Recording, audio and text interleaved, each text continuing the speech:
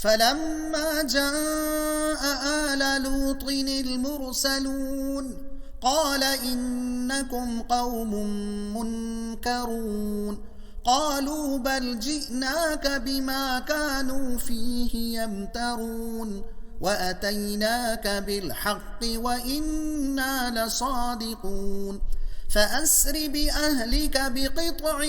من الليل واتبع أدبارهم ولا يلتفت منكم أحد وامضوا حيث تؤمرون وقضينا إليه ذلك الأمر أن دابر هؤلاء مقطوع مصبحين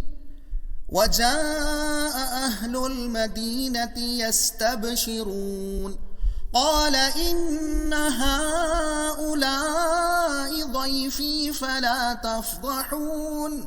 واتقوا الله ولا تخزون قالوا أولم ننهك عن العالمين قال هؤلاء بناتي إن كنتم فاعلين لعمرك إنهم لفي سكرتهم يعمهون فأخذتهم الصيحة مشرقين فجعلنا عاليها سافلها وأمطرنا عليهم حجارة من سجيل إن في ذلك لآيات للمتوسمين وإنها لبسبيل مقيم إن في ذلك لآية للمؤمنين وإن كان أصحاب الأيكة لظالمين فانتقمنا منهم وإنهما لبإمام مبين। मज़मून, दुनिया में फरिश्ते इंसानी शक्ल में किस वक्त नाजिल होते हैं। मतलब, ए नबी, ये कुफ़ार कहते हैं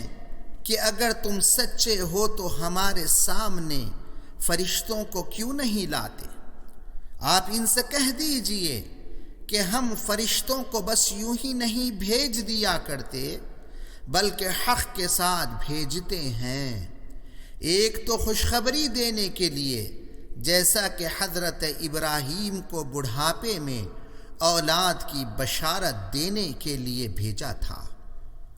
दूसरे अज़ाब नाजिल करने के लिए, जिस तरह के हज़रत लूत की कौम पर हज़रत लूत और उनके घर वाले सिवाय इनकी बीवी के बचा लिए गए, लेकिन बाकी कौम एक ज़ोर के धमाके से तलपट कर दी गई और उन पर पकी हुई मिट्टी के पत्थरों की बारिश बरसाई गई।